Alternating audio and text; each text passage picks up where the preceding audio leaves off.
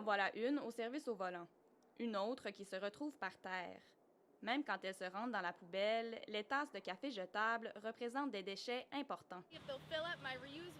En 2019, Brenya Green a voulu prendre son café McDonald's dans une tasse réutilisable, mais n'a pas pu le faire.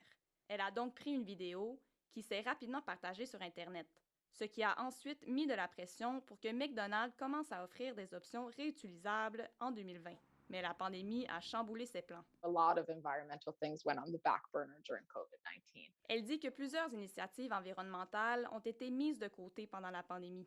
Pourtant, plus de 100 experts et professionnels de la santé ont signé une lettre en juin 2020 disant que les contenants réutilisables, comme les tasses, peuvent être utilisés en toute sécurité. A mug is probably a very low risk object. Une tasse est un objet à très faible risque de propagation de COVID-19, surtout quand les gens se lavent bien les mains, explique-t-il.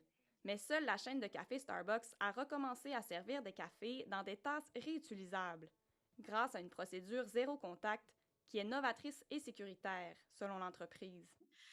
Mais il y a eu beaucoup de désinformation sur les risques associés aux contenants et aux gobelets de café dans ce cas-là, alors que finalement, on peut avoir des procédures comme Starbucks l'annonce qui sont sans contact. Donc finalement, on touche moins aux objets que quand on utilise des articles à usage unique. À ce jour, Starbucks est la seule grande chaîne de restaurants rapides à avoir changé de directive.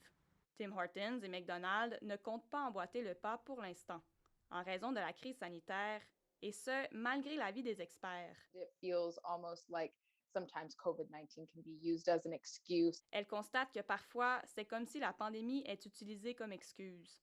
Et en attendant, les tasses de café à usage unique vont continuer de se retrouver dans la poubelle. Ici Anne-Marie Tricky, Radio-Canada, Toronto.